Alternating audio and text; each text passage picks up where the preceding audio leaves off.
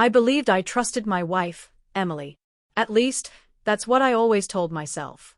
We had been married for 12 years, built a life that seemed enviable from the outside, and were raising a beautiful daughter together. To anyone else, it looked like we had everything.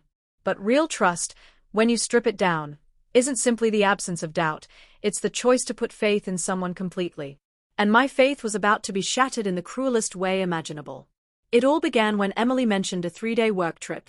"Mark, it's important," she insisted while folding clothes into her suitcase, outfits that looked far too sophisticated for a routine business conference. "If I don't attend, it'll reflect badly. My promotion depends on this." I leaned against the doorway, frowning. "Do you really have to go? You've been gone so often. Our daughter misses you." "I miss you." She hesitated for a moment, then let out a weary sigh. "It's just work. You don't understand the pressure I'm under. Please don't make this harder." Her tone cut deeper than her words, defensive, almost cold. I swallowed the unease clawing at my chest and forced myself to nod. "Fine. Just be careful."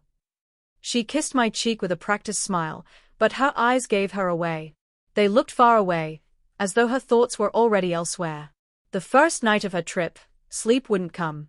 I turned over again and again, staring at the empty space where she usually lay. A heavy wrongness lingered in the silence. At 2 a.m, my phone buzzed. An unknown number. Against my better judgment, I answered. "Hello." A frantic male voice rushed through the speaker. "Emily, where are you? Why aren't you answering me? We need to talk, it's urgent." My blood froze. I bolted upright in bed, clutching the phone. "Who the hell is this?" There was a pause, followed by a shaky exhale.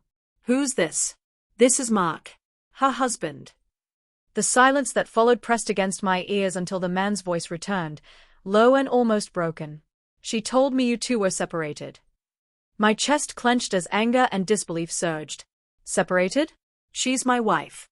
Now, tell me, who are you?" But the line went dead.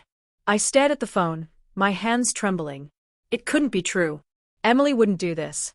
She couldn't. Yet the desperation in that stranger's voice told me everything I didn't want to admit. The next morning, I called her again and again, straight to voicemail. By the third attempt, my hands were shaking so badly, I nearly dropped the phone. That call replayed in my mind endlessly. Who else could it have been except her lover? 2 days later, Emily finally returned. I was waiting in the living room when she walked in, suitcase trailing behind her. She froze when she saw me. "Mark," she said carefully. "You're up early. Who is he?" My voice was calm, controlled, but inside, I was breaking apart. Her eyes flicked away. "What are you talking about?" "Don't play dumb, Emily. He called me." "He thought he was calling you." Her face drained of color. She opened her mouth, shut it again. The silence spoke louder than anything she could have said. Finally, in a trembling whisper, she admitted, "It's not what you think." A bitter laugh escaped me. "Not what I think. Then explain. Who is he?" She sank onto the couch, burying her face in her hands. "His name is Daniel. It started as business dinners, long conversations. I was lonely, Mark.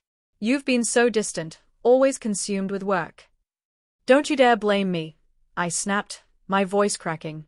"You made a choice. You betrayed me. You betrayed our family." Tears streamed down her cheeks. "I never meant for it to happen." "Never meant for it." I spat. "You lied. You went on trips just to see him. You came home to me every night, pretending everything was fine." Her sobs filled the room, but I felt nothing. Just emptiness. 4 days afterward, I drifted through the house like a ghost. She begged, tried to explain, but her words were hollow. And then, just when I thought the worst was behind me, my phone buzzed again. Same unknown number. I hesitated, then answered. "What do you want?" Daniel's voice wavered. "Mark, I'm sorry. I didn't know. I thought she was leaving you. She told me you were cold, controlling, that the marriage was already over." "Stop," I cut him off sharply. "I don't want your excuses." He sighed. "You still deserve the truth. Emily and it wasn't just a fling. She told me she loved me.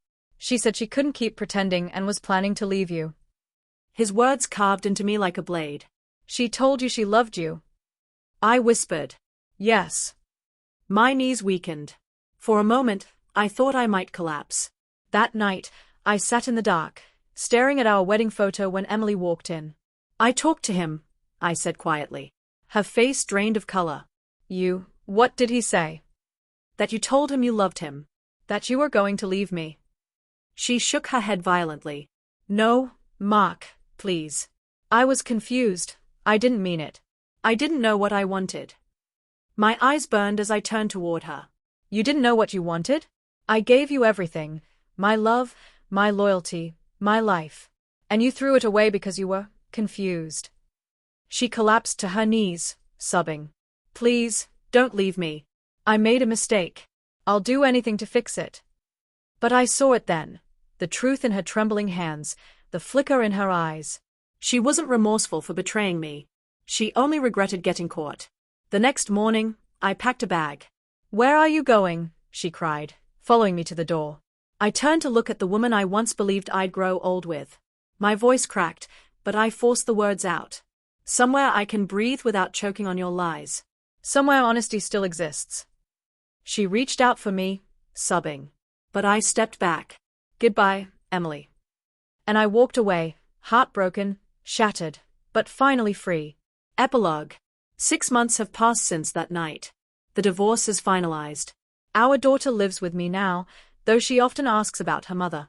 I give her gentle answers, shielding her from the ugly truth. Emily tried to come back, begged me for forgiveness. But some wounds never heal. Sometimes, late at night, I still hear Daniel's voice echoing in my head, the line that destroyed everything. She told me she loved me. And I remind myself, love built on deceit isn't love at all. It's betrayal. And betrayal no longer has a place in my life.